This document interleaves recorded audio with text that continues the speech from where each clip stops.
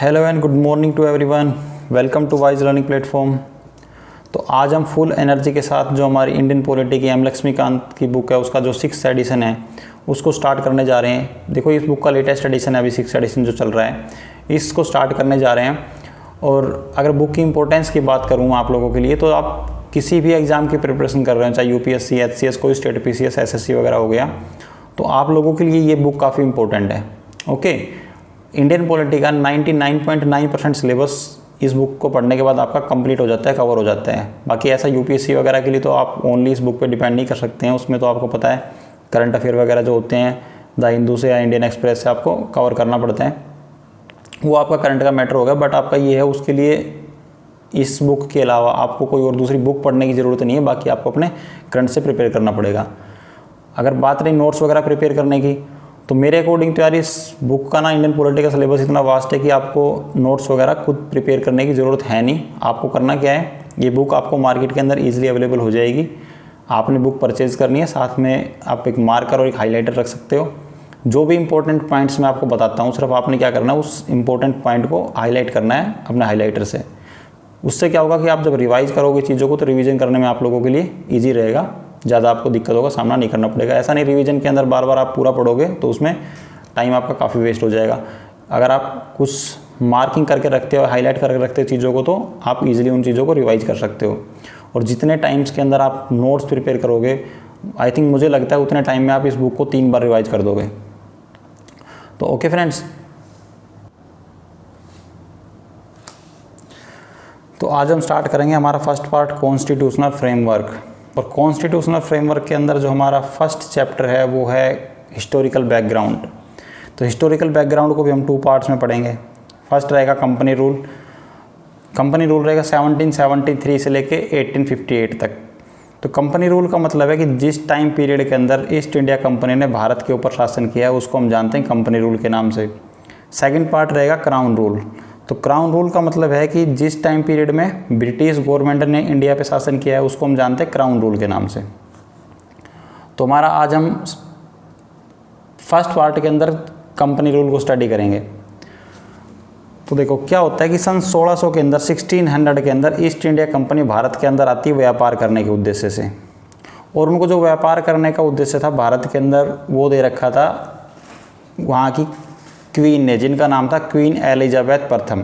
तो queen Elizabeth प्रथम ने एक चार्टर के तहत उनको भारत के अंदर व्यापार करने की परमिशन दी हुई थी। किसको? ईस्ट इंडिया कंपनी को। और किसने दी थी? क्वीन एलिजाबेथ प्रथम ने। तो इसी प्रकार से कुछ इंपॉर्टेंट पॉइंट्स है आप अपनी बुक के अंदर हाईलाइट कर सकते हो। जिस time east India company Bharat के अंदर व्यापार करने के लिए आई थी उस टाइम पर भारत के अंदर मुगल शासन चल रहा था।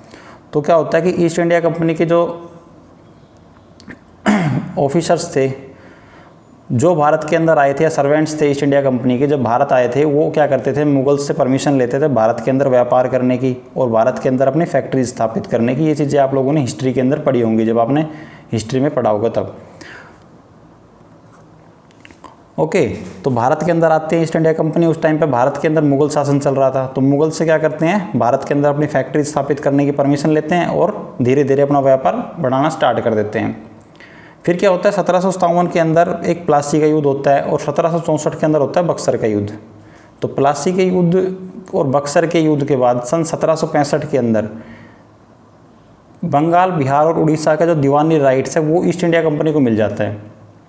दीवानी राइट्स का मतलब होता है रेवेन्यू और सिविल अफेयर से, जो सिविल मैटर से रिगार्डिंग जो भी है उसका राइट किसके पास चला जाता है, ईस्ट इंडिया कंपनी के पास। अब आप ये समझ सकते हो, जब रेवेन्यू का मतलब हो गया कि टैक्स, जो वहाँ का टैक्स कलेक्शन है वो ईस्ट इंडिया कंपनी ने करना स्टार्ट कर दिया। जब tax collection east India company ने स्टार्ट कर दिया, मतलब कि वहाँ का जो, जैसे अब हम इंडियन गवर्नमेंट को क्या करते हैं, टैक्स देते हैं, किस फॉर्म में, इनकम टैक्स की फॉर्म में, जीएसटी की फॉर्म में, उसी से हमारा देश चलता है। ओके, तो अब इसी प्रकार से उन्होंने क्या करना स्टार्ट कर दिया था कि बंगाल, बिहार और उड़ीसा से टैक्स कलेक्ट करना स्टार्ट कर दिया, मतलब उनके पास रेवेन्यू आना स्टार्ट हो गया वहाँ से। कब? 1765 के अंदर। फिर क्या होता है, 1765 में आप ये समझ सकते हो कि धीरे धीरे ईस्ट इंडिया कंपनी ने उनके पॉलिटिकल मैटर्स के अंदर इंटरफेयर करना स्टार्ट कर दिया था। 1857 के अंदर एक क्रांति होती है जिसको स्पोई म्यूटनी के नाम से जाना जाता है।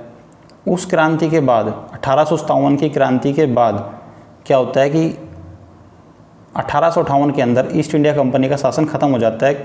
और ख़त्म कैसे होता है, जो ब्रिटिश गवर्नमेंट होती है वो क्या करती है, ईस्ट इंडिया कंपनी का शासन ख़त्म करके इंडियन का जो इंडिया का शासन है वो क्या करती है, ब्रिटिश गवर्नमेंट अपने हाथ में ले लेती है।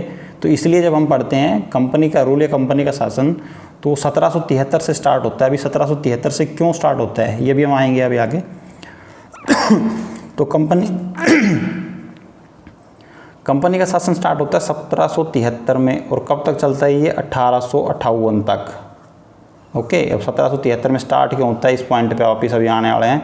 1858 में ख़त्म कब होता है, जब 1857 के अंदर क्रांति होती है। तो उसके बाद क्या होता है कि 1858 में ब्रिटिश गवर्नमेंट भारत का शासन अपने हाथों में ले लेती है। देखो वैसे तो एक्चुअल में 1773 से जो शासन ईस्ट इंडिया कंपनी भारत के अंदर कर रही थी वह भी तो ब्रिटिश गवर्नमेंट ही अपने अकॉर्डिंग कंट्रोल कर रही थी। जो रेगुलेटिंग एक्ट पास कर रहा था वो कौन पास करता था, ब्रिटिश गवर्नमेंट।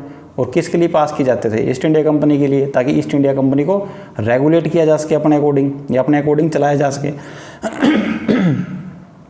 तो बस ये था उस टाइम पे ब्रिटिश गवर्नमेंट इंडिया के अंदर जो शासन कर रही थी वो कैसे था, अप्रत्यक्ष रूप से। ठीक है, और जब 1858 से और 1947 तक जो ब्रिटिश गवर्नमेंट ने इंडिया में शासन किया है वो प्रत्यक्ष रूप से, उस टाइम पे डायरेक्ट ब्रिटिश गवर्नमेंट ने रूल किया है, जिसको हम क्राउन रूल के नाम से जानते हैं। अब आगे पढ़ेंगे नेक्स्ट वीडियो के अंदर हमारी में क्राउन रूल के बारे में।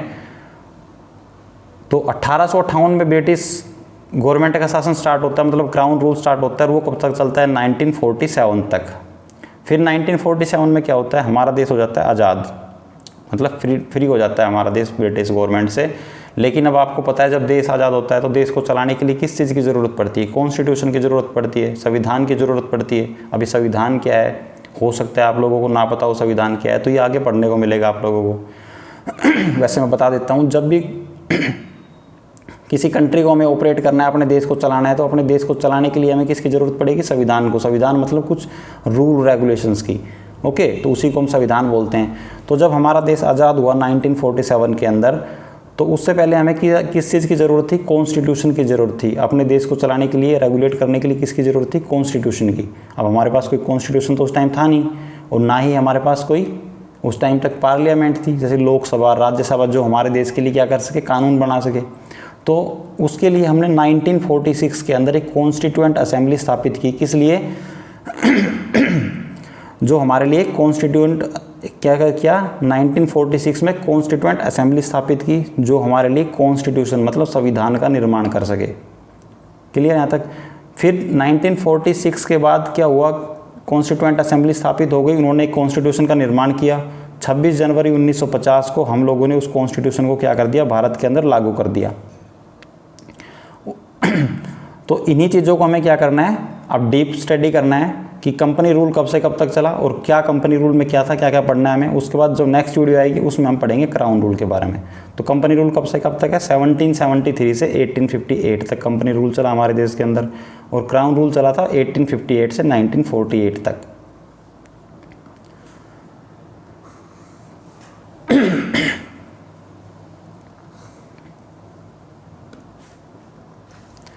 अब देखो, फर्स्ट है रेगुलेटिंग एक्ट ऑफ 1773।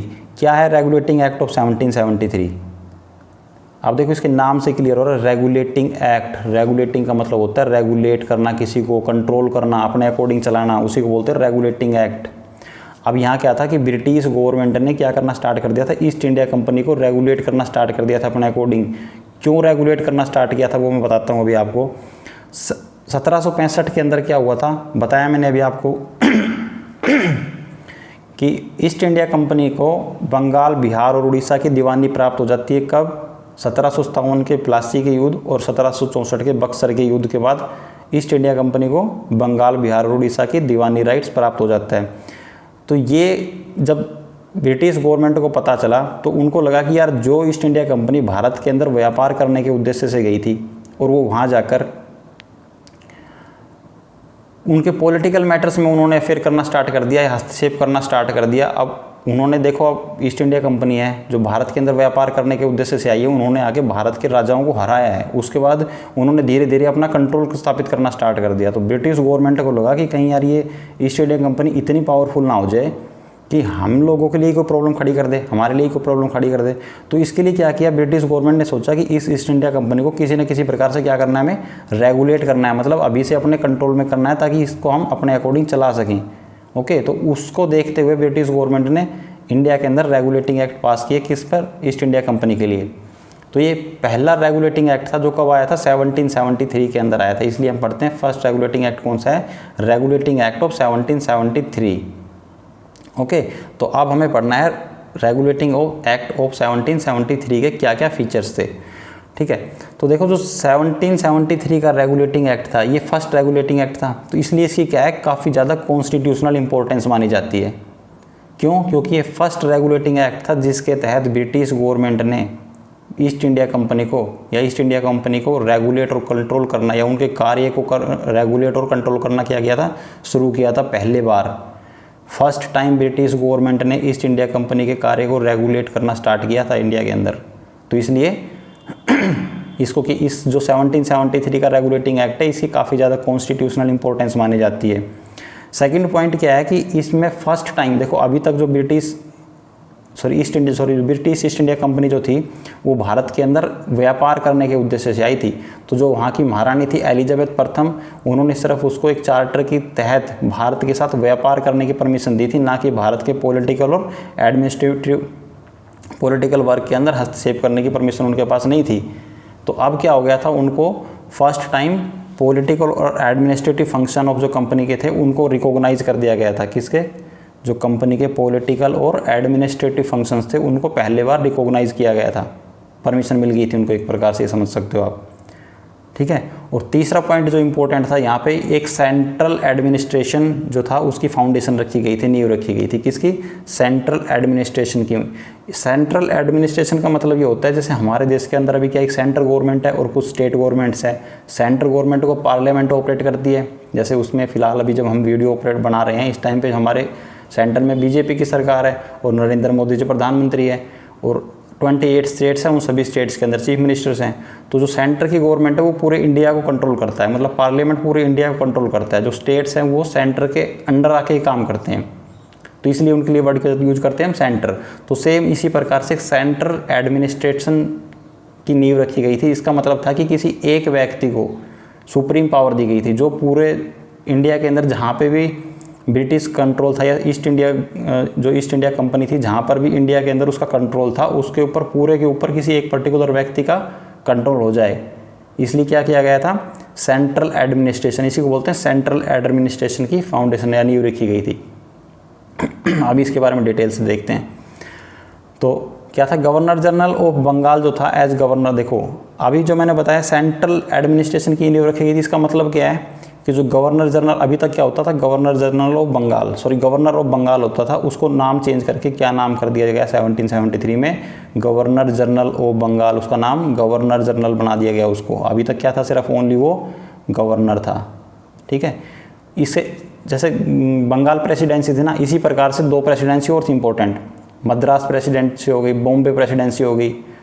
तो अभी तक ये लोग क्या करते थे, अपने लिए सेपरेट काम किया करते थे। तो सेम इस प्रकार से ये थी बंगाल की प्रेसिडेंसी, यहाँ पे क्या था, गवर्नर ऑफ बंगाल, और इसका नाम चेंज करके क्या कर दिया गया, गवर्नर जनरल ऑफ बंगाल। ये कब किया गया था, 1773 के रेगुलेटिंग एक्ट में किया गया था। और जो फर्स्ट गवर्नर जनरल थे कौन थे, लॉर्ड वारेन हेस्टिंग। बंगाल के अगर पूछ ले 1773 में किसको बनाया गया था governor general of Bengal, lord Warren Hastings. Okay, और लॉर्ड वारेन हेस्टिंग की हेल्प के लिए एक एग्जीक्यूटिव काउंसिल का गठन किया गया था। क्या किया गया था, एक एग्जीक्यूटिव काउंसिल का गठन किया गया था, जिसके अंदर कितने मेंबर थे, 4 मेंबर थे। और ये 4 मेंबर का क्या काम था, जो गवर्नर जनरल ऑफ बंगाल की काउंसिल के अंदर 4 मेंबर थे, ये क्या करेंगे, जो उस टाइम गवर्नर जनरल रहेगा उसकी हेल्प करेंगे उसके कार्यों के अंदर। क्लियर है यहाँ तक। अब देखो अभी मैंने बताया आप लोगों को कि 2 प्रेसिडेंसी जो और इम्पोर्टेंट थी, मद्रास प्रेसिडेंसी, बॉम्बे प्रेसिडेंसी और एक बंगाल प्रेसिडेंसी होती थी उस टाइम पे। तो इस 1773 के एक्ट से पहले क्या करती थी, तीनों प्रेसिडेंसीज अपना अलग अलग कार्य करती थी। बॉम्बे प्रेसिडेंसी अपना अलग कार्य करती थी, वहाँ के गवर्नर होते थे वो अपना अलग कार्य करते थे। सेम इस प्रकार से मद्रास की अलग थी, बंगाल की अलग थी। लेकिन इस एक्ट के तहत क्या किया गया था, अभी बताया था आप लोगों को, क्या किया गया था, सेंट्रल एडमिनिस्ट्रेशन। सेंट्रल एडमिनिस्ट्रेशन का मतलब किसी एक को सुप्रीम पावर दी गई, और किसको दी गई थी, वो देखो गवर्नर जनरल किसको बनाया गया था, बंगाल को। अब ये हो गया था कि जो ये दोनों हैं मद्रास और बॉम्बे, ये क्या करेंगे, ये जो यहाँ के गवर्नर रहेंगे वो सबऑर्डिनेट रहेंगे किसके under, to the governor general of Bengal. मतलब वो गवर्नर जनरल ऑफ बंगाल के अंडर रह के कार्य करेंगे। अभी तक वो इंडिपेंडेंट थे, अपना कार्य खुद करते थे, उनको किसी की उनके ऊपर कोई था नहीं। जिस तरीके से अब उनके ऊपर कोई सीनियर नहीं था, आप ये समझ सकते हो। अब उनके ऊपर एक सुप्रीम पावर आ गई, कौन है, गवर्नर जनरल ऑफ बंगाल। अब वो दोनों सबऑर्डिनेट की तरह कार्य करेंगे किसके नीचे, गवर्नर जनरल ऑफ बंगाल के अंडर। फोर्थ पॉइंट था कि supreme court at Calcutta. Calcutta के अंदर क्या की गई थी, सुप्रीम कोर्ट की स्थापना की गई थी। कहाँ पर, कलकत्ता के अंदर 1774 के अंदर। 1774 में कलकत्ता में क्या की गई थी, सुप्रीम कोर्ट की स्थापना की गई थी। क्लियर है।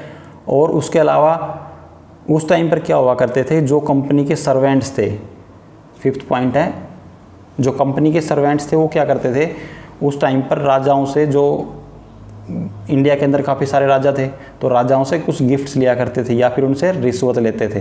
तो इस एक्ट के तहत क्या किया गया कि उनको ये बोला गया कि आप ना तो कोई किसी भी प्रकार का गिफ्ट ले सकते हो और ना ही कोई रिश्वत ले सकते हो, न किसी भी प्रकार का, ना कोई गिफ्ट लोगे ना किसी भी प्रकार की रिश्वत लोगे। इस सबको बंद कर दिया गया था। Okay, company servants from accepting presents and bribes. उसके अलावा एक है कोर्ट ऑफ डायरेक्टर्स। क्या है, कोर्ट ऑफ डायरेक्टर्स। कंपनी ने क्या किया था कि it strengthen the control of British government. British government क्या कंट्रोल ईस्ट इंडिया कंपनी पर बढ़ाने के लिए, जो ब्रिटिश गवर्नमेंट थी वो क्या चाह रही थी कि अपना कंट्रोल किसी प्रकार से ईस्ट इंडिया कंपनी पर और बढ़ाया जाए। तो उसके लिए उन्होंने क्या किया, कोर्ट ऑफ डायरेक्टर्स की स्थापना की। इसकी कोर्ट ऑफ डायरेक्टर्स की स्थापना की। और ये क्या करते थे, रिपोर्ट करते थे किसको, ब्रिटिश गवर्नमेंट को। किसके बारे में, जो ईस्ट इंडिया कंपनी थी उसके रिवेन्यू के, सिविल के और मिलिट्री के जो मैटर्स होते थे, रिवेन्यू, सिविल और मिलिट्री के जो मैटर्स थे किसके, ईस्ट इंडिया कंपनी के, उसके रिगार्डिंग किसको इन्फॉर्म करते थे, कोर्ट ऑफ डायरेक्टर क्या करते थे, ब्रिटिश गवर्नमेंट को इन्फॉर्म किया करते थे। ओके, ब्रिटिश गवर्नमेंट को इन्फॉर्म किया करते थे। अच्छा, मैं एक चीज़ और आपको बताता हूँ, काफ़ी इंटरेस्टिंग बात, आपको शायद ना पता हो। जिस तरीके से आज हिंदुस्तान के अंदर अगर कोई बच्चा, कोई भी स्टूडेंट से बड़ा होकर जॉब करने जाता है, किसी भी यूरोप के अंदर या किसी कंट्री के अंदर, मान लेते हैं इंग्लैंड के अंदर ही जाता है, तो हमारे देश के अंदर क्या कहते हैं, पेरेंट्स खुश होकर कहते हैं कि मेरा लड़का लंदन के अंदर जॉब करता है, मेरी लड़की लंदन के अंदर जॉब करती है, यूरोप में जॉब करती है, खुश होकर बताते हैं इस चीज़ को। हिंदुस्तान को सोने की चिड़िया ऐसे नहीं कहा जाता था। एक टाइम था जब इंग्लैंड के लोग इस हिंदुस्तान की धरती के ऊपर ही जॉब करने के लिए आते थे। वहाँ पे जो पेरेंट्स थे ना बच्चों के, वो सिफारिश किया करते थे कि उनके बच्चों को हिंदुस्तान के अंदर जॉब लगे, उनकी नौकरी लग जाए। ओके, तो ऐसे हिंदुस्तान को सोने की चिड़िया नहीं कहा जाता था, बट वो है कि टाइम की बात है, बस ज़्यादा पुरानी बातें नहीं है, 300-400 साल पुरानी बात ही है। जब ईस्ट इंडिया कंपनी 1600 के अंदर आई थी, आज शायद 2000 चल रहा है, मतलब 400 साल पुरानी बात है। उस टाइम की बात भी नहीं है, 1765 मान लो, अब 250-300 साल पुरानी बातें हैं ये सब। अब देख लो 250-300 साल के अंदर टाइम कितना चेंज हो जाता है। अगर हिंदुस्तान की से आज भी हमारे देश से करप्शन वगैरह जड़ से ख़त्म हो जाए ना, तो अगले 30-40 साल के अंदर दोबारा से सेम पैटर्न रिपीट हो सकता है। हम लोग उस वेस्टर्न कंट्रीज के अंदर जो सर्च करने नहीं जाएंगे, वो लोग आएंगे हमारे देश के अंदर जॉब ढूंढने। बस हमारे देश के अंदर सबसे बड़ी जो बीमारी है वो है करप्शन। तो नेक्स्ट चलते हैं अपने रेगुलेटिंग एक्ट के पास। कौन सा है, मैंने तो वैसे बता दिया आप लोगों को, बीच में थोड़ा सा बोरिंग ना लगी था कि चैप्टर आप लोगों को। नेक्स्ट है अमेंडिंग एक्ट ऑफ 1781। जो अमेंडिंग एक्ट ऑफ 1781 क्या चीज़ है, देखो अब गवर्नमेंट ने क्या किया था कि एक एक्ट पास किया था, रेगुलेटिंग एक्ट लेके आए थे 1773।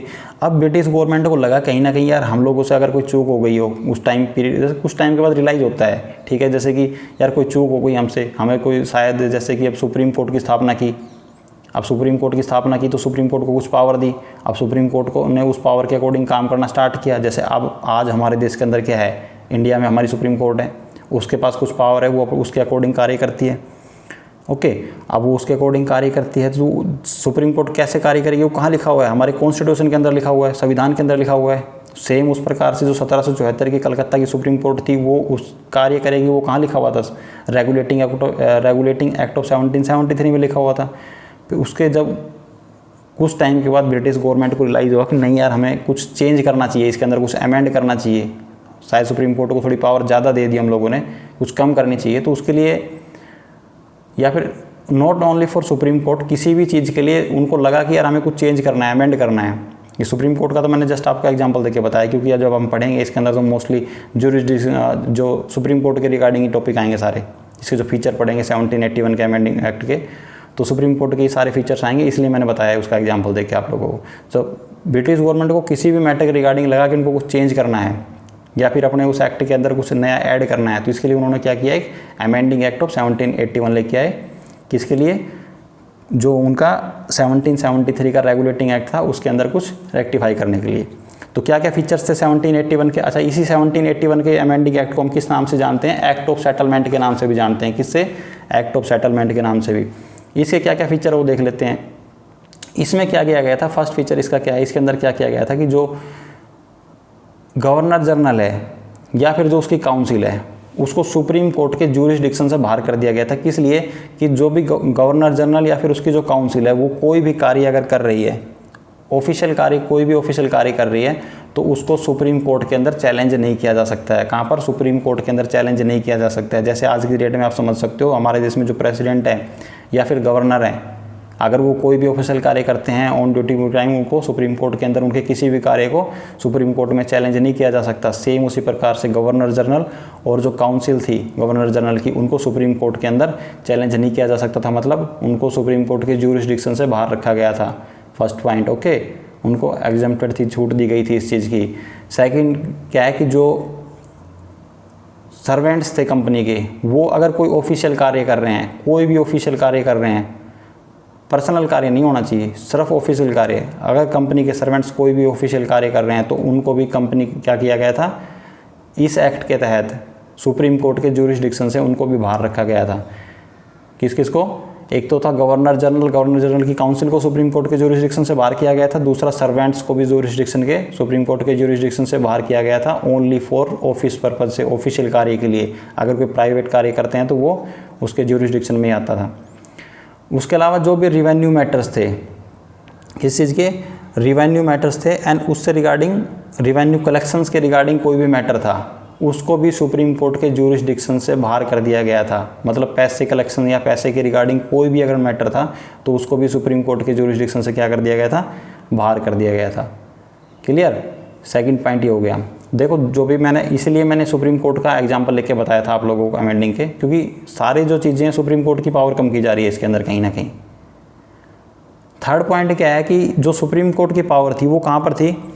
इसमें बताया गया था कि जो सुप्रीम कोर्ट है वो उसका जो ज्यूरिसडिक्शन है वो कहाँ पर होगा? ऑल ओवर द इनहेबिटेंट्स, जो कलकत्ता के लोकल लोग हैं उनके ऊपर, सभी के ऊपर क्या चलेगा, या फिर जो लोकल इनहेबिटेंट्स है, कलकत्ता के इनहेबिटेंट्स है, ओके, उनके ऊपर क्या होगा? सुप्रीम कोर्ट का ज्यूरिसडिक्शन लागू रहेगा। आपको हिंदू पर्सन आता है तो उसका केस किस तरीके से सोल्व किया जाएगा? हिंदू लॉ के अकॉर्डिंग उसका मैटर सोल्व किया जाएगा। और कोई मुस्लिम पर्सन है तो उसका मोमडन लॉ है, उसके अकॉर्डिंग उसका मैटर सोल्व किया जाएगा।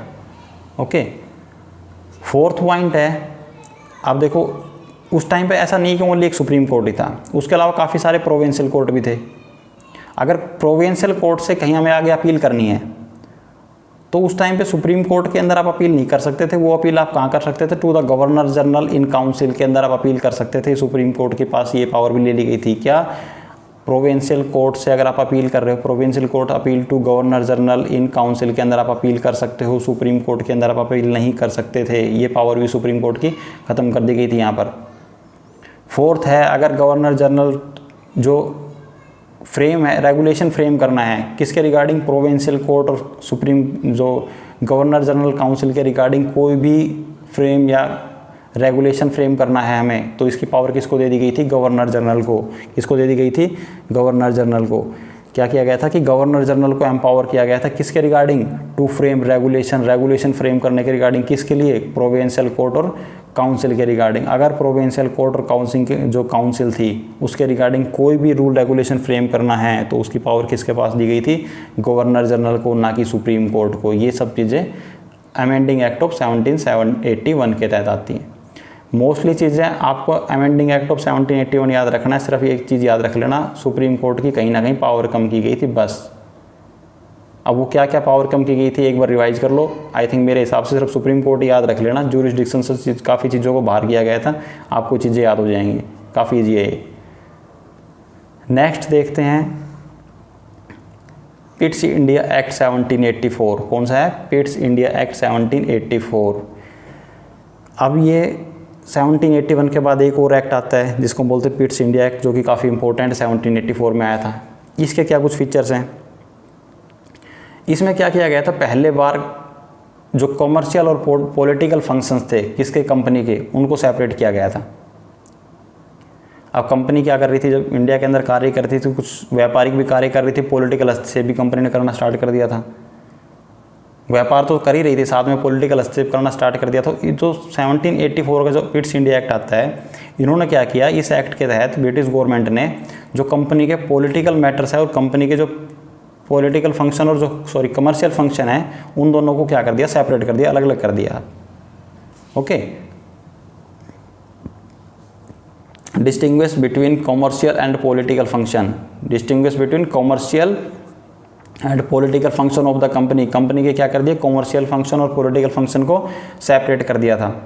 और कोर्ट ऑफ डायरेक्टर्स, जो अभी तक हमारे पास क्या थी, कोर्ट ऑफ डायरेक्टर्स थी एक, जिसको ब्रिटिश गवर्नमेंट ने क्या किया था, कंपनी के ऊपर अपनी पकड़ मजबूत बनाने के लिए या फिर उसको ज़्यादा स्ट्रेंथन मजबूत करने के लिए उस पर क्या किया था, कोर्ट ऑफ डायरेक्टर्स की स्थापना कर रखी थी। तो अभी क्या कर रही थी, कोर्ट ऑफ डायरेक्टर्स को क्या काम दे दिया गया था, इनको एक पावर दे दी गई थी, किस लिए कि ये मैनेज करेंगे कंपनी के कॉमर्शियल अफेयर्स को, जो कंपनी का कॉमर्शियल अफेयर्स हैं कंपनी के जो भी कॉमर्शियल अफेयर्स है, कॉमर्शियल काम है, उसको कौन कंट्रोल करेगा, कौन मैनेज करेगा, इसकी पावर अब किसको दे दी गई थी, कोर्ट ऑफ डायरेक्टर्स को। ओके, किसको दे दी गई थी, कोर्ट ऑफ डायरेक्टर्स को। इसको अलाउड कर दिया गया था, इसको परमिशन दे दी गई थी कोर्ट ऑफ डायरेक्टर्स को कि आप कंपनी के जो भी अफेयर्स के मैटर है, कॉमर्शियल अफेयर्स के जो भी मैटर्स हैं, उनको आप मैनेज करेंगे और रेगुलेट करेंगे। ओके, उनको आप मैनेज करेंगे। उसके अलावा एक अनादर बॉडी की स्थापना की गई थी जिसको बोलते हैं बोर्ड ऑफ कंट्रोल। क्या, बोर्ड ऑफ कंट्रोल, एक बोर्ड ऑफ कंट्रोल की और स्थापना की गई थी। और इस बोर्ड ऑफ कंट्रोल की स्थापना किस लिए की गई थी, इसका काम था पॉलिटिकल अफेयर्स को मैनेज करने के लिए। किस लिए, पॉलिटिकल अफेयर्स को मैनेज करने के लिए। कॉमर्शियल अफेयर्स को कौन मैनेज कर रहा था, कोर्ट ऑफ डायरेक्टर्स मैनेज कर रहा था। और पॉलिटिकल अफेयर्स को कौन मैनेज कर रहा था, बोर्ड ऑफ कंट्रोल मैनेज कर रहा था। क्लियर है? इसीलिए इसको बोलते हैं डबल गवर्नमेंटल। यहाँ से क्या स्टार्ट हो गया था, डबल गवर्नमेंटल सिस्टम स्टार्ट हो गया था। देखो, डबल गवर्नमेंटल सिस्टम स्टार्ट हो गया ना, एक काम किसी को सौंप दिया और दूसरा काम अलग को सौंप दिया। मतलब पॉलिटिकल कार्य यहाँ से अलग हो गए, कॉमर्शियल कार्य अलग हो गए। कॉमर्शियल कार्य के लिए गवर्निंग बॉडी बना दी जो उसको कंट्रोल करेगी, वो कौन थी, कोर्ट ऑफ डायरेक्टर्स। और पॉलिटिकल कार्य को कौन कंट्रोल कर रहा है, बोर्ड ऑफ कंट्रोल। तो यहाँ से क्या सिस्टम स्टार्ट हो गया, डबल गवर्नमेंटल सिस्टम स्टार्ट हो गया यहाँ से। ओके, अब जो बोर्ड ऑफ कंट्रोल थी, इन्होंने जो बोर्ड ऑफ कंट्रोल जिसकी स्थापना की थी, इसको कुछ पावर दे दी गई, इसको एम्पावर कर दिया गया। क्या पावर दी गई इसको, कि जो रिवेन्यू के मैटर हैं, जो मिलिट्री गवर्नमेंटल के जो मैटर हैं, सिविल अफेयर्स के जो मैटर हैं, उसके ऊपर कौन कंट्रोल करेगा, उसको कौन मैनेज करेगा, उसको मैनेज करेगा बोर्ड ऑफ कंट्रोल। कौन मैनेज करेगा, board of control. It empower the board of control को एम्पावर कर दिया गया, इसको पावर दे दी गई। क्या, किस लिए, सुपरवाइज करेगा उस चीज़ को। And direct all operations of civil military matters, civil के और मिलिट्री गवर्नमेंट्स के और रिवेन्यू मैटर्स के जो भी इसके रिगार्डिंग मैटर्स हैं उसको क्या करेगा, बोर्ड ऑफ कंट्रोल मैनेज करेगा। जो अभी कर रहा था, जो कौन कौन से बताया मैंने, मिलिट्री गवर्नमेंटल, सिविल और रिवेन्यू मैटर्स, उसको कौन कंट्रोल करेगा, बोर्ड ऑफ कंट्रोल। इसकी पावर किसको दे दी गई, बोर्ड ऑफ कंट्रोल को दे दी गई। और पहले बार एक चीज़ याद रखना, पिट्स इंडिया एक्ट ऑफ जो 1784 था, इसमें पहले बार क्या कहा गया था, ब्रिटिश जो इंडियन पोजीशन था, अभी तो कौन कंट्रोल कर रहा था, ईस्ट इंडिया कंपनी, इसको ब्रिटिश पोजीशन, मतलब ब्रिटिश पोजीशन कहा गया था इसको। ओके, पहले वर्ड इसके लिए क्या, जो फर्स्ट टाइम इसके लिए क्या वर्ड यूज़ किया गया था, ब्रिटिश पोजीशन। ब्रिटिश की पोजीशन है यहाँ पर, ब्रिटिश पोजीशन वर्ड इसके लिए यूज़ किया गया था इंडिया के लिए। मतलब जहाँ पर भी ईस्ट इंडिया कंपनी का रूल था ना, जहाँ पर भी ईस्ट इंडिया कंपनी का कंट्रोल था, उसके लिए पहले बार ब्रिटिश वर्ड यूज़ किया गया था, ब्रिटिश पोजीशन। अभी तक उसको सिर्फ ईस्ट इंडिया कंपनी कर रही थी, लेकिन उसके लिए पहले बार 1784 में ब्रिटिश पोजीशन वर्ड यूज़ किया गया था। ओके, और फिर क्या गया इसके तहत, ब्रिटिश गवर्नमेंट ने सुप्रीम पावर जो भी थी कंपनी के अफेयर्स थे उनके ऊपर क्या कर दिया, सुप्रीम कंट्रोल हो गया यहाँ से। सुप्रीम कंट्रोल कैसे, अभी तक जैसे कंपनी थी तो आपको कंपनी वहाँ ब्रिटिश ईस्ट इंडिया कंपनी जो कार्य कर रही थी उसके जो कॉमर्शियल मैटर्स थे वो खुद मैनेज कर रही थी, लेकिन अब इन्होंने क्या किया, पॉलिटिकल मैटर्स को भी कंट्रोल करना स्टार्ट कर दिया और कॉमर्शियल मैटर्स को भी कंट्रोल करना स्टार्ट कर दिया। तो जो सुप्रीम कंट्रोल था ब्रिटिश गवर्नमेंट का वो किसके ऊपर हो गया था, ईस्ट इंडिया कंपनी के ऊपर हो गया था। Supreme control over companies affairs, company के जो कार्य थे उन पर क्या हो गया था, सुप्रीम कंट्रोल हो गया था। किस पर, ओवर कंपनीज अफेयर्स, कंपनी के जो कार्य थे उस पर क्या हो गया था, supreme control. Okay, supreme control over companies affairs and it's administration in India, company के कार्य पे और जो उनका एडमिनिस्ट्रेशन था, जो वो भी एडमिनिस्ट्रेशन चला रही थी ना इंडिया के अंदर बैठ के ईस्ट इंडिया कंपनी, उसके उस एडमिनिस्ट्रेशन के ऊपर भी ब्रिटिश गवर्नमेंट का कंट्रोल हो गया था पिट्स इंडिया एक्ट जो था 1784 के तहत। तो आई होप आपका पिट्स इंडिया एक्ट क्लियर हो गया होगा। अब नेक्स्ट चलते हैं, नेक्स्ट है एक्ट ऑफ 1786।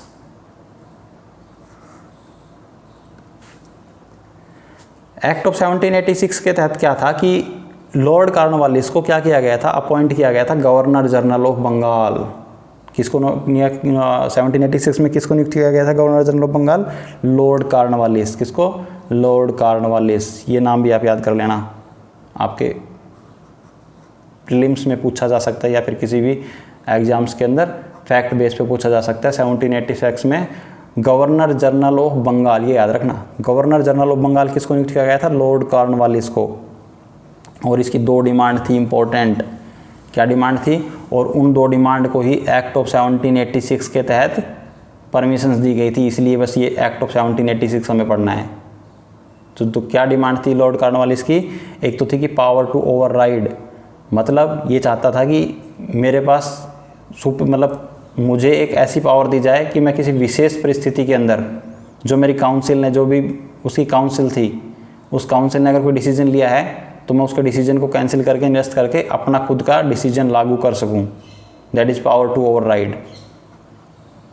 ओके, किसकी डिमांड थी ये, डिमांड थी लॉर्ड कॉर्नवालिस की।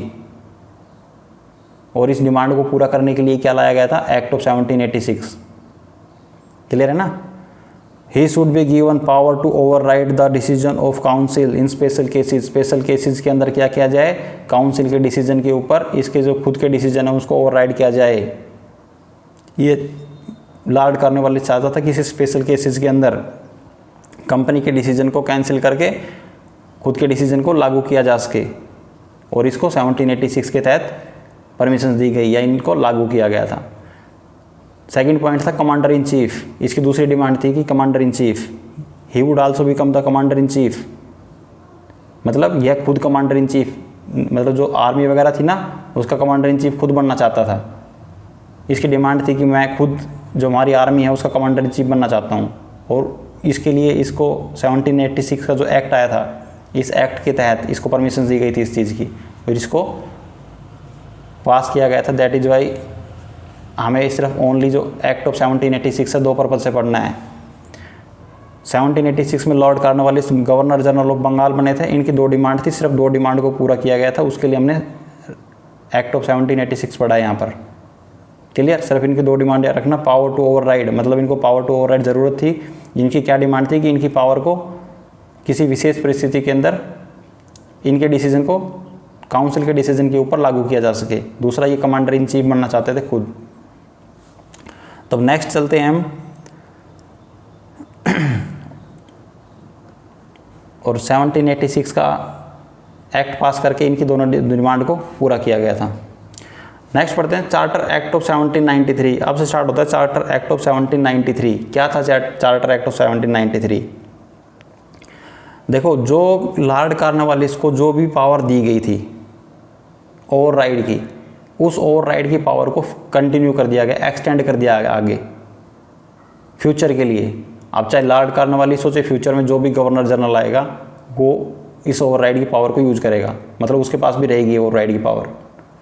तो पहला पॉइंट तो यह है कि जो गवर्नर जनरल के पास जो ओवरराइड थी उस मतलब किसी विशेष परिस्थिति के अंदर, लेकिन हाँ एक चीज़ याद रखना, इसके अंदर कुछ मेन पॉइंट्स ऐड किए गए थे कि अपने जो ओवरराइड की पावर है किसी स्पेशल केसेस, इसको मतलब आप ये समझ सकते हो कि उस थोड़ा सा डेफिनेशन को स्पष्ट कर दिया गया था कि वो विशेष परिस्थिति कौन कौन सी होगी जिसके अंदर आप काउंसिल की जो डिसीजन है उसके ऊपर अपना खुद का डिसीजन लागू कर सकते हो, उसके डिसीजन को कैंसिल करके। तो वो कुछ विशेष परिस्थितियाँ थी जिसके अंदर सिर्फ हम काउंसिल के डिसीजन को लागू करके अपने खुद के डिसीजन, वो जो भी गवर्नर जनरल है वो उसको लागू कर सकता था। अब वो कौन कौन सी विशेष परिस्थिति है, मतलब शांति के मैटर में, या फिर ब्रिटिश जो भी कंट्री है, जो इंग्लिश कंट्रीज हैं उनके देश के रिगार्डिंग, मतलब कुछ ऐसे 3-4 पॉइंट्स हैं ओके, जो आपकी इस बुक के अंदर वैसे तो आई थिंक गिवन नहीं है। सेकंड पॉइंट क्या है कि more power and control to governor general over subordinate. जो सबॉर्डिनेट थे, जैसे गवर्नर जनरल ऑफ बंगाल के सबॉर्डिनेट कौन थे, governor of Bombay and governor of Madras. तो इसमें क्या कर दिया गया था कि जो गवर्नर जनरल ऑफ बंगाल है इसकी पावर उनके ऊपर और एक्स्ट्रा बढ़ा दी गई थी, मतलब इसकी पावर को कुछ ना कुछ एक्सटेंड कर दिया गया था।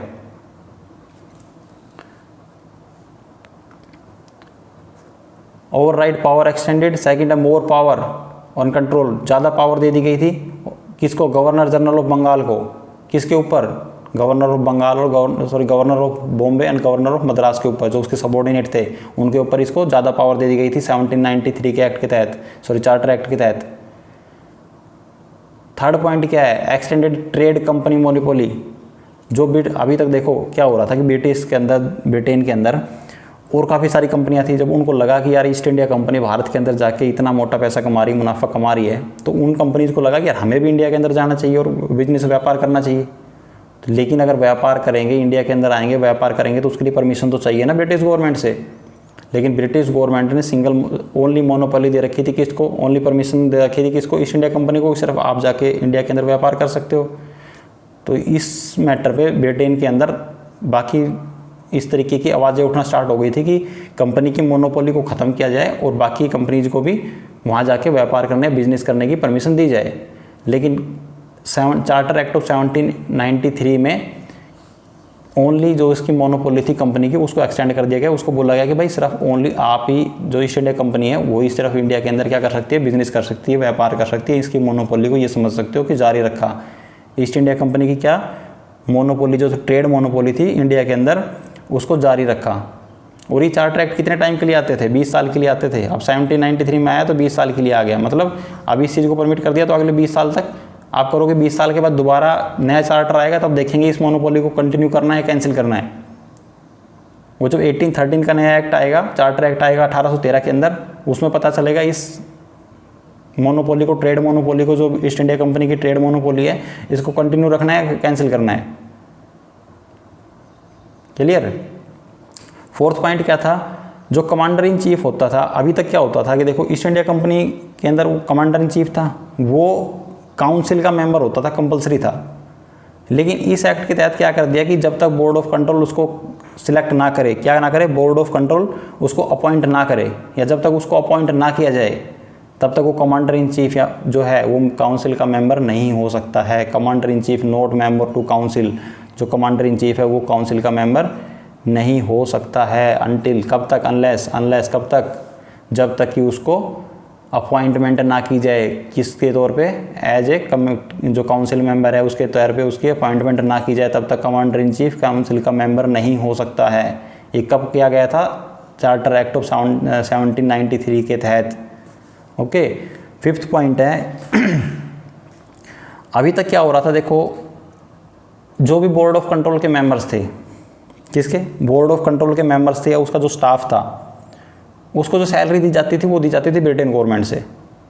अब ब्रिटेन गवर्नमेंट से जो सैलरी दी जाती थी वो कम, एक तो थी कम सैलरी थी उनकी, दूसरा टाइम पे नहीं दी जाती थी। एक तो आप पहले सैलरी कम दे रहे हो उसको, दूसरा टाइम से नहीं दे रहे हो, तो वो लोग क्या करेंगे, करप्शन करेंगे। अब ब्रिटिश गवर्नमेंट को रियलाइज़ हुआ कि यार ये करप्शन का जो प्रॉब्लम है ज़्यादा बढ़ती जा रही है, इसकी वजह से वो लोग सही से कार्य भी नहीं कर रहे, एक तो अपना सही काम नहीं कर रहे, ब्रिटिश गवर्नमेंट के साथ सही से उनका काम नहीं हो पा रहा था। तो ब्रिटिश गवर्नमेंट को लगा कि यार इसमें कुछ ना कुछ चेंज करना पड़ेगा। तो उन्होंने क्या चेंज किया कि उन्होंने बोला कि जो बोर्ड ऑफ कंट्रोल के मेंबर्स हैं या जो भी उसका स्टाफ है, उनको जो सैलरी है वो कहाँ से पेड की जाएगी, इंडियन रिवेन्यू से। जो ईस्ट इंडिया कंपनी के पास जो इंडियन रिवेन्यू है यहाँ से ले रहे हैं वो लोग, इससे तुम्हारे पास से उसकी क्या की जाएगी, सैलरी पेड की जाएगी। जो भी बोर्ड ऑफ कंट्रोल के मेंबर्स हैं उनको सैलरी इंडियन रिवेन्यू से पे की जाएगी। अब यहाँ से क्या होगा, एक तो सैलरी टाइम पे मिल जाएगी, ज़्यादा मिल जाएगी, थोड़ा सा करप्शन कम हो जाएगा, करप्शन कम करेंगे। तो काम अच्छे से हो पाएगा। तो इस वजह से क्या किया उन्होंने, बोर्ड ऑफ कंट्रोल के मेंबर, उनके जो स्टाफ है उसकी सैलरी कहाँ से स्टार्ट करवा दी, इंडियन रेवेन्यू से मिलेगी, अब दी जाएगी उनको। ओके, ब्रिटिश गवर्नमेंट से सैलरी बंद करवा दी गई। रीजन क्या था, करप्शन मेन। ओके, अब नेक्स्ट एक्ट आता है हमारा चार्टर एक्ट ऑफ 1813। मैंने बताया 20 साल के बाद जो चार्टर एक्ट स्टार्ट हो गए, हर 20-20 साल के बाद आएंगे। 1813, 1833, 1853। ओके, इनको पहले डिसाइड हो जाता है कि जैसे 1893 जो चार्टर एक्ट आया था ये, तो इसके बाद डिसाइड हो गया कि अगला चार्टर एक्ट 20 साल के बाद आएगा। जो भी ये कंडीशंस हम लोगों ने बताई है, ये जो भी इसके अंदर कुछ है ये 20 साल तक लागू रहेंगे आपके यहाँ। आप जैसे ट्रेड मोनोपोली जो लागू कर दी वो 20 साल तक लागू रहेगी, नेक्स्ट 20 ईयर तक लागू रहेगी। अगले 20 ईयर के बाद तब देखेंगे, डिसाइड होगा कि जो मोनोपोली कंटिन्यू रहती है कैंसिल हो जाएगी। तो अब स्टार्ट कर, अब बात करते हैं चार्टर एक्ट ऑफ 1813 के इम्पोर्टेंट फीचर्स के बारे में कि क्या क्या पॉइंट ऐड किए गए थे चार्टर एक्ट ऑफ 1813 के तहत। देखो, अब अभी हमने पढ़ा है चार्टर एक्ट ऑफ 1793। तो 1793 के एक्ट के तहत क्या किया गया था कि जो कंपनी की मोनोपोली थी, ट्रेड मोनोपोली थी, उसको क्या कर दिया गया था, कंटिन्यू कर दिया गया था। लेकिन 1813 के अंदर कंपनी की मोनोपोली को क्या कर दिया गया, ख़त्म कर दिया गया था। Abolish the trade monopoly of the company. देखो, अगर कोई भी काम हो रहा है ना, उसके पीछे कोई ना कोई रीजन है, विदाउट रीजन कुछ नहीं होता। अगर आज की डेट के अंदर हमारे इंडिया के अंदर किसान विद्रोह कर रहे हैं या फिर आंदोलन कर रहे हैं, आपको पता है जिस टाइम पे मैं ये वीडियो बना रहा हूँ उस टाइम पे किसान आंदोलन चल रहा है, जो 3 एग्रीकल्चर बिल पास हुए हैं उनके विरोध में। तो वो आंदोलन क्यों चल रहा है, क्योंकि उन 3 एग्रीकल्चर बिल के विरोध में। तो सेम इस प्रकार से जो कंपनी की मोनोपोली उस टाइम पर ख़त्म की गई थी ना, ऐसा नहीं है कि ब्रिटिश गवर्नमेंट के मन में आया, दिमाग में आया, चलो ठीक है ख़त्म कर देते, नहीं। उस टाइम पे इसके विरोध में ब्रिटेन के अंदर प्रदर्शन हो रहा था, विरोध हो रहा था इसका। जो वहाँ की कंपनियाँ थी वो इसके अगेंस्ट विरोध कर रही थी कि इसकी मोनोपोली को, जो ईस्ट इंडिया कंपनी की मोनोपोली है, इसको ख़त्म किया जाए, ट्रेड मोनोपोली को। और उसके पीछे कहीं ना कहीं उस टाइम पे अगर आपको पता हो कि नेपोलियन बोनापार्टे के बारे में, आपने फ्रांसीसी रिवॉल्यूशन के बारे में सुना हो, तो उसका कहीं ना कहीं इसके अंदर हाथ है। जब अगर आपने पढ़ा है तो अच्छी बात है, नहीं पढ़ा है तो जब आप पढ़ोगे तब इसको उससे लिंक करके देखना, आपको पता चल जाएगा इसको ये ट्रेड मोनोपोली क्यों ख़त्म की गई थी। ओके, तो 1813 के एक्ट के तहत क्या कर दिया गया, जो कंपनी की मोनोपोली है उसको, जो कंपनी की ट्रेड मोनोपोली थी इंडिया के अंदर, उसको ख़त्म कर दिया गया और सभी के लिए क्या कर दिया गया, ओपन कर दिया गया कि अब कोई भी ब्रिटेन की जो कोई भी कंपनी इंडिया के अंदर आके क्या कर सकती है, ट्रेड कर सकती है, व्यापार कर सकती है। सेकंड पॉइंट क्या था इसके अंदर, देखो अब कंपनी की ट्रेड मोनोपोली ख़त्म हो गई, उसके बाद क्या होगा कि ब्रिटेन से और काफ़ी सारी कंपनियाँ आएंगी और क्या करेंगी, इंडिया के अंदर आके व्यापार करेंगी, बिजनेस करेंगी। तो अभी तक तो सिर्फ ईस्ट इंडिया कंपनी अकेली थी इंडिया में, अब काफ़ी सारी कंपनियाँ आएंगी। तो जो ब्रिटिश गवर्नमेंट की सोवरेनिटी थी कहीं ना कहीं वो ज़्यादा मजबूत हो गई। आप ये कह सकते हो sovereignty of the British crown over Indian territory, companies territory, sovereignty of the British crown over companies territory in India, उसकी सोवरेनिटी कहीं ना कहीं मजबूत हो गई थी, आप ये कह सकते हो। ओके, तीसरा था अलाउड क्रिश्चियन मिशनरीज़। अब जो क्रिश्चियन मिशनरीज़ को भारत के अंदर अलाउड कर दिया था, परमिट कर दिया था कि आप जाइए इंडिया के अंदर और इंडिया के लोगों को क्या करिए, अपने धर्म का प्रचार करिए इंडिया के अंदर जाके। इसके पीछे भी कहीं ना कहीं लॉजिक है, क्यों किया गया था, हर चीज़ के पीछे कोई ना कोई रीज़न है। विदाउट रीज़न कुछ नहीं होता है इसके अंदर। ओके ना, जो भी हर चार्टर एक्ट के अंदर जब कुछ नए पॉइंट्स ऐड हो रहे हैं या फिर कुछ चेंज हो रहा है, बदलाव हो रहा है, तो हर चीज़ के पीछे कोई ना कोई रीज़न है। ओके, तो क्या किया गया था, अलाउड क्रिश्चियन मिशनरीज़ को भारत के अंदर अलाउ कर दिया गया था। और ये भारत के अंदर आके क्या कर रहे थे, अपने धर्म का प्रचार, ईसाई धर्म का प्रचार इन्होंने करना क्या कर दिया था, स्टार्ट कर दिया था। जब आप डिटेल में पढ़ोगे तो आपको पता चलेगा इन्होंने लोगों को ईसाई धर्म में परिवर्तित भी करना स्टार्ट कर दिया था। ओके, धर्म परिवर्तन करवाना स्टार्ट करवा दिया था। इनका पर्पज़ यही था main, enlightenment of the people. लोगों को ये चाहते थे कि उनका धर्म के बारे में, अपने धर्म के बारे में ज़्यादा से ज़्यादा उनको जानकारी दी जाए। मतलब जो क्रिश्चियन धर्म था, क्रिश्चियनिटी के बारे में ज़्यादा से ज़्यादा इंडिया के अंदर लोगों को जानकारी दी जाए। फोर्थ पॉइंट था स्प्रेड वेस्टर्न एजुकेशन। इसके बाद इन्होंने क्या किया, इंडिया के अंदर वेस्टर्न एजुकेशन है, मतलब उसको प्रचार करना धीरे धीरे स्टार्ट कर दिया, वेस्टर्न एजुकेशन को भी आगे बढ़ाना स्टार्ट कर दिया। ओके, अपनी जो एजुकेशन है इन्होंने हमारे ऊपर थोपनी स्टार्ट कर दी। इसके पीछे भी रीज़न है कि इंडिया के अंदर उस टाइम पे क्या होना स्टार्ट हो गया था, ट्रेड करना स्टार्ट किया था, क्योंकि काफ़ी सारी कंपनियां आ गई थी, ट्रेड होना स्टार्ट हो गया था। तो इंडस्ट्रियलाइजेशन भी धीरे धीरे ब्रिटेन के अंदर होना स्टार्ट हो गया था। तो उसके पीछे ये सब भी कहीं ना कहीं रीज़न थे। Authorised local government to impose tax. 1813 के एक्ट के तहत ब्रिटिश गवर्नमेंट ने क्या किया था कि जो लोकल गवर्नमेंट थी, जो उनके अंडर, जो ईस्ट इंडिया कंपनी के अंदर जो एरिया था आता था इंडिया का, उसके अंदर जो लोकल गवर्नमेंट थी उनको परमिट कर दिया था कि आप वहाँ पे लोगों के ऊपर जो उन लोकल गवर्नमेंट के अंदर जो लोग आते हैं उसके ऊपर आप टैक्स इंपोज कर सकते हो। क्या इंपोज कर सकते हो? टैक्स इंपोज कर सकते हो। अगर उनमें से कोई टैक्स देने से मना करता है आपको, तो आप उसको क्या कर सकते हो? पनिशमेंट भी कर सकते हो। तो ये सब चीज़ें चार्टर एक्ट ऑफ 1813 के तहत लागू की गई थी। इसमें सबसे इंपॉर्टेंट जो अगर कुछ है तो ये 3 पॉइंट इंपॉर्टेंट है। एक तो कंपनी की ट्रेड मोनोपोली को ख़त्म कर दिया गया था। आपसे पूछा जाए कि कंपनी की ट्रेड मोनोपोली को ख़त्म किस चार्टर एक्ट के तहत किया गया था, या किस चार्टर एक्ट के तहत उसको अबोलिश किया गया था? तो चार्टर एक्ट ऑफ 1813 के तहत। सेकंड मोस्ट इंपॉर्टेंट पॉइंट कौन सा है कि क्रिश्चियन मिशनरीज को कब अलाउ किया गया था इंडिया के अंदर? चार्टर एक्ट ऑफ 1813 के तहत। और वेस्टर्न एजुकेशन भी इन्होंने कब स्प्रेड करनी स्टार्ट की थी? चार्टर एक्ट ऑफ 1813 के तहत। तो फर्स्ट और थर्ड पॉइंट है, ये मोस्ट इंपॉर्टेंट है। नेक्स्ट देखते हैं चार्टर एक्ट ऑफ 1833। इसको इरेज कर लेता हूँ, उसके बाद रिन्यू करते हैं 1 मिनट। तो चार्टर एक्ट ऑफ 1833 के अंदर क्या था?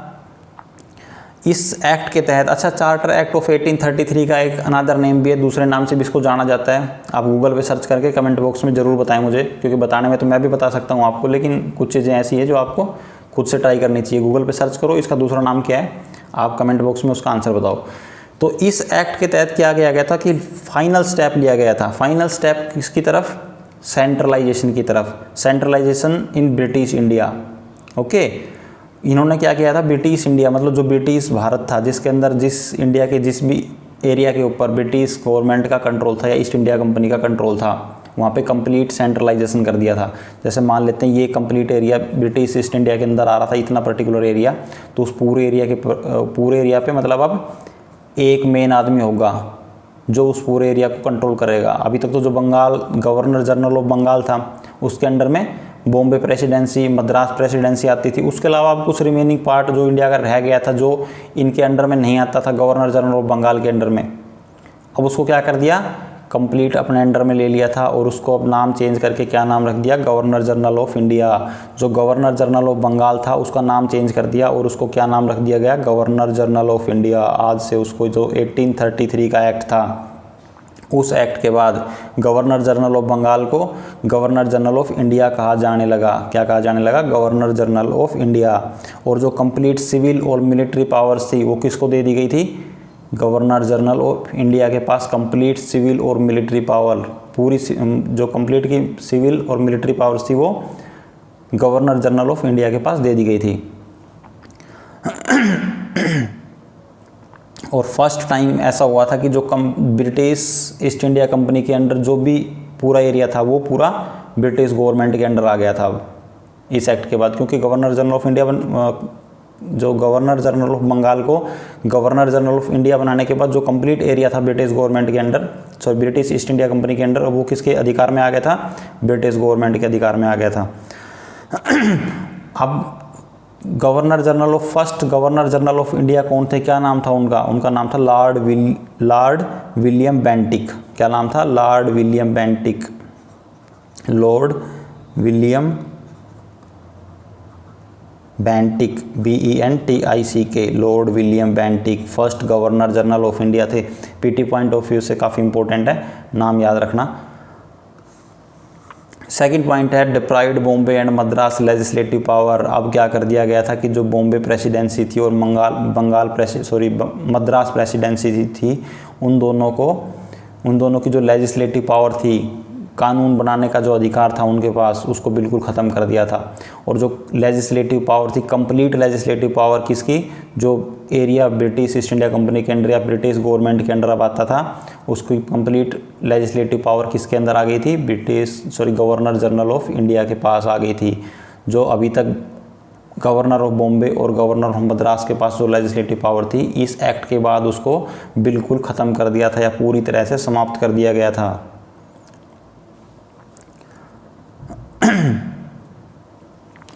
और एक बात, इस एक्ट तक मतलब जो चार्टर एक्ट ऑफ 1833 पास हुआ था, तो इससे पहले जितने भी एक्ट थे, उन एक्ट के तहत अगर कोई भी लॉ पास किया जाता था, क्या आता था? अगर कोई भी हम लॉ पास करते थे तो उसको किस नाम से जानते थे? रेगुलेशंस के नाम से। ओके, उसको क्या बोला जाता था? Regulations. But after the act of 1833 अगर कोई भी लॉ पास होता है तो उसको किस नाम से जाना जाएगा? एक्ट। उसको क्या बोला जाएगा? एक्ट। ओके, उसको क्या बोलेंगे? एक्ट। तो थर्ड इंपॉर्टेंट पॉइंट था, तो फर्स्ट हो गया गवर्नर जनरल ऑफ बंगाल को किस में चेंज किया? Governor general of India. Second क्या था? बॉम्बे और मद्रास प्रेसिडेंसी की लेजिस्लेटिव पावर को कंप्लीटली ख़त्म कर दिया। थर्ड पॉइंट था जो ईस्ट इंडिया कंपनी थी उसकी जो कमर्शियल बॉडी थी, मतलब उसको क्या कर दिया? कमर्शियल एक्टिविटी जो थी ईस्ट इंडिया कंपनी की, जो कमर्शियल एक्टिविटी थी, मतलब जो व्यापार करने के लिए जिस काम से आई थी ईस्ट इंडिया कंपनी भारत के अंदर, उसको ख़त्म कर दिया गया। उसकी जो एक्टिविटी थी उसको एंड कर दिया गया। Ended the activity of East India company as a commercial body. उसकी कमर्शियल बॉडी की जो एक्टिविटी थी उसको ख़त्म कर दिया गया। अब जो ईस्ट इंडिया कंपनी थी इंडिया के अंदर, अब वो एज ए एडमिनिस्ट्रेटिव बॉडी रह गई थी सिर्फ। उसका जो commercial body, as a commercial body उसको ख़त्म कर दिया गया। तो उसकी कमर्शियल एक्टिविटी को समाप्त कर दिया गया 1833 के एक्ट के बाद। देखो अब ना ब्रिटिश गवर्नमेंट क्या कर रही है, किसी भी चीज़ को, अब ईस्ट इंडिया कंपनी को, जो ईस्ट इंडिया कंपनी का इंडिया के ऊपर कंट्रोल है ना, ब्रिटिश गवर्नमेंट सिर्फ उसको धीरे धीरे ख़त्म करना चाहती है। अब बिल्कुल ऐसा तो नहीं है कि एक एक्ट ऐसा पास करे जिसके तहत complete British government east India company के जितने भी रूल रेगुलेशंस है, जो भी ईस्ट इंडिया कंपनी इंडिया के अंदर काम कर रही है, उसको ख़त्म कर दे। तो उससे क्या होगा कि ब्रिटेन को भी कहीं ना कहीं, ब्रिटिश गवर्नमेंट को प्रॉब्लम हो जाएगी। तो धीरे धीरे हर एक्ट के तहत हर 20 साल के बाद एक एक्ट पास कर रही है और धीरे धीरे क्या कर रही है, जो ईस्ट इंडिया कंपनी का कंट्रोल है उसको कहीं ना कहीं कम करने की कोशिश कर रही है। अब जैसे जैसे हम एक्ट नेक्स्ट, जैसे 93 है पढ़ा आपने, उसमें कुछ British government east India company का कंट्रोल था इंडिया के ऊपर, उसको कम किया। 1813 के अंदर कुछ कंट्रोल कम किया। अब 1833 के अंदर और कम कर दिया। अब आप 1853 के अंदर देखोगे जो नेक्स्ट एक्ट आएगा उसके अंदर इसकी और कम कर देंगे, और 1858 के अंदर उसको कंप्लीटली जो ईस्ट इंडिया कंपनी का जो रूल है इंडिया से वो ख़त्म कर देंगे और क्राउन रूल लागू कर देंगे। ओके, तो उसको ब्रिटिश गवर्नमेंट भी सिर्फ एक एक्ट के अंदर ऐसा नहीं कर सकती, ख़त्म तो करना चाहती है लेकिन एक एक्ट पास करके नहीं ख़त्म कर सकती उसको। तो इसलिए धीरे धीरे उन चीज़ों को कम किया जा रहा है। अच्छा, हो गया था ये तो कि कॉमर्शियल एक्टिविटीज़ थी ईस्ट इंडिया कंपनी की, उन्होंने ख़त्म कर दिया, और जो ईस्ट इंडिया कंपनी थी अब एज ए एडमिनिस्ट्रेटिव बॉडी रह गई थी इंडिया के अंदर सिर्फ। फोर्थ पॉइंट क्या था? चार्टर एक्ट ऑफ 1833 के तहत ओपन कंपटीशन किसके लिए? सिविल सर्वेंट्स के लिए। जो आप सिविल सर्वेंट्स की जो जॉब के लिए तैयारी करते हो ना, उनके लिए ओपन कंपटीशन स्टार्ट करने की, मतलब स्टार्ट किए गए थे इस चीज़ के लिए, मतलब एक इंट्रोड्यूस किया गया था कि इस एक्ट के बाद ओपन कंपटीशन इंडिया के अंदर चालू किए जाएंगे। और उसमें कहा गया था कि इंडिया जो भी इंडियंस हैं उनको भी किसी भी प्रकार के किसी भी पद से वंचित नहीं रखा जाएगा, मतलब वो भी इसके अंदर पार्टिसिपेट कर सकते हैं। लेकिन इन्होंने इंट्रोड्यूस तो किया था इस एक्ट के बाद, लेकिन ये जो कोर्ट ऑफ डायरेक्टर्स थे उन्होंने इस चीज़ का अपोजिशन किया, इसका विरोध किया, और उनके विरोध के बाद जो फोर्थ पॉइंट था ये इसको कैंसिल कर दिया गया। मतलब ओपन कंपटीशन को आपको ये याद रखना है, ओपन कंपटीशन को 1833 के एक्ट के बाद इंट्रोड्यूस किया गया था, बट कोर्ट ऑफ डायरेक्टर्स ने, या कोर्ट ऑफ डायरेक्टर्स के विरोध के बाद इस चीज़ को क्या कर दिया गया? कैंसिल कर दिया गया, मतलब लागू नहीं किया गया 1833 के बाद। तो अब बात करते हैं लास्ट एक्ट जो कंपनी रूल के अंडर आता है, चार्टर एक्ट ऑफ 1833। देखो मैंने बताया था आपको जितने भी चार्टर एक्ट हैं ये हर 20 साल के बाद पास हो रहे हैं। चार्टर एक्ट आया 1793 में, उसके नेक्स्ट 20 ईयर के लिए पहले फिक्स कर दिया जाता था कि अगला चार्टर एक्ट कब आएगा, 20 साल के बाद, मतलब 1813 के अंदर। उसके बाद नेक्स्ट डिसाइड हो जाता था कि नेक्स्ट चार्टर एक्ट कब आएगा, उसके 20 ईयर्स आफ्टर, जैसे आया 1833 के अंदर। अब इससे नेक्स्ट भी डिसाइड है कब आएगा, 1853 में। ओके, लेकिन अब जब हम 1853 पढ़ेंगे तब मैं आपको बताऊंगा कि 1853 के अंदर जो नेक्स्ट 20 ईयर्स के बाद आना चाहिए, मतलब 1873 में, उसको फिक्स नहीं किया जाता है यहाँ पर। क्यों? क्योंकि यहाँ से ब्रिटिश गवर्नमेंट कहीं ना कहीं क्या करना चाह रही थी, ईस्ट इंडिया कंपनी का जो कंट्रोल था उसको ख़त्म करना चाह रही थी, इसलिए उन्होंने यहाँ पर फिक्स नहीं किया। तो ये पढ़ते हैं, अब इसके अंदर देखते हैं चार्टर एक्ट ऑफ 1853। तो कब स्टार्ट हुए थे ये? इस सीरीज का ही लास्ट चार्टर एक्ट है। तो इसमें क्या किया गया था कि फर्स्ट पॉइंट क्या है, separated first time the legislative and executive functions of the governor general council. जो गवर्नर जनरल की काउंसिल थी अभी तक वो क्या काम कर रही थी, उसका लेजिस्लेटिव मतलब कानून बनाना और कानून को लागू करवाना दोनों से एक ही फंक्शंस थे, ठीक, ओके। इन फंक्शंस को पहले बार क्या कर दिया गया था, अलग अलग किया गया था, क्यों, मतलब जो कानून बनाना लेजिस्लेटिव काम अलग होगा और जो भी एग्जीक्यूटिव वर्क है वो अलग होगा। तो separate first time the legislative and executive function, तो पहले बार जो लेजिस्लेटिव और एग्जीक्यूटिव फंक्शन है उनको अलग किया गया था चार्टर एक्ट ऑफ 1853 के तहत। और इस काम के लिए क्या गया था, इसके लिए क्या किया था, एक 6 मेंबर की काउंसिल बनाई गई थी, जिसे क्या बोला गया था, गवर्नर जनरल लेजिस्लेटिव काउंसिल या फिर इंडियन लेजिस्लेटिव काउंसिल भी बोला गया था। किसके लिए, जो एक ही लेजिस्लेटिव फंक्शन अलग कर दिए थे और एग्जीक्यूटिव फंक्शन को जब अलग कर दिया तो लेजिस्लेटिव फंक्शंस के लिए उन्होंने क्या किया, एक अलग काउंसिल बनाई, कितने मेंबर की, 6 मेंबर की। और उनको उस काउंसिल को क्या बोला गया था, गवर्नर जनरल लेजिस्लेटिव काउंसिल या फिर इंडियन लेजिस्लेटिव काउंसिल बोला गया था, ओके। और सेकंड पॉइंट क्या है, अभी हमने पढ़ा था 1833 एक्ट के तहत पहले बार ओपन कंपटीशन के लिए इंट्रोड्यूस किया गया था सिविल सर्वेंट्स के लिए, लेकिन उसको कोर्ट ऑफ डायरेक्टर्स की अपोजिशन या विरोध के बाद उसको कैंसिल कर दिया गया था। बट 1853 के अंदर उसको अगेन ओपन कंपटीशन को इंडिया के अंदर लागू किया गया और इसके अंदर इंडियंस को भी अलाउड किया गया था कि आप इसके अंदर पार्टिसिपेट कर सकते हो, ओके। और इसके लिए जो था Indian committee on Indian civil services के लिए एक कमेटी गठित की गई थी जिसका नाम था मैकाले कमेटी। क्या नाम था, मैकाले कमेटी। कौन से सन के अंदर, 1854 के अंदर ओपन कंपटीशन 1853 एक्ट के तहत लागू किया गया। इसके लिए एक कमेटी गठित की गई, open competition in Indian civil service, जिस कमेटी का क्या नाम था, मैकाले कमेटी। और कौन से सन के अंदर गठित की गई थी, 1854 के अंदर गठित की गई थी।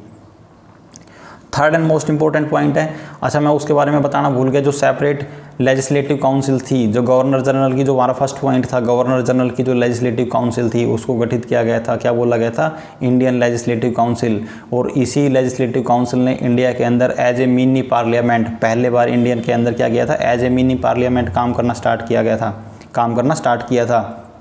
और किसके तर्ज पर, जो ब्रिटिश पार्लियामेंट के अंदर जो जैसे काम होता था ना, उसी के according same Indian legislative council ने इंडिया के अंदर पहले बार एज ए गवर्नमेंट या as a mini parliament work करना स्टार्ट किया था। थर्ड पॉइंट है, एक्सटेंडेड द कंपनी रूल। अब देखो चार्टर एक्ट के तहत, हर चार्टर एक्ट के बाद ब्रिटिश गवर्नमेंट क्या कर रही है, जो कंपनी रूल है उसको एक्सटेंड कर रही है, बढ़ा रही है अगले 20 साल के लिए। यहाँ पर भी क्या किया, extend the company rule, company rule को ब्रिटिश गवर्नमेंट ने बढ़ा दिया, बट टाइम पीरियड फिक्स नहीं किया इसके अंदर। अभी तक 20 साल फिक्स होते थे, लेकिन 1853 के चार्टर एक्ट के बाद ब्रिटिश गवर्नमेंट ने क्या किया, उसका टाइम फिक्स नहीं किया। But it did not specify any particular time period, उन्होंने कोई भी पर्टिकुलर पीरियड स्पेसिफाई नहीं किया कि इतने पीरियड तक तो ये फिक्स है। मतलब कहीं ना कहीं ब्रिटिश गवर्नमेंट की मंशा थी, वो चेंज करना चाहती थी, क्या बदलाव करना चाहती थी, ईस्ट इंडिया कंपनी रूल को ख़त्म करना चाहती थी, मतलब कंपनी रूल को ख़त्म करना चाहती थी, ओके। लास्ट पॉइंट है, अब देखो 1853 की बात है, एक्ट पास हुआ था 1853 के अंदर, और इसके 5 साल के बाद 1858 के अंदर ब्रिटिश गवर्नमेंट ने कंपनी रूल को एंड कर दिया। और उसके बाद क्या लागू होता है, क्राउन रूल, जिसको क्या पढ़ेंगे हम, क्राउन रूल 1858 से 1947, जिस दिन हमारा देश आज़ाद हुआ तब तक, तो वो अभी देखेंगे नेक्स्ट।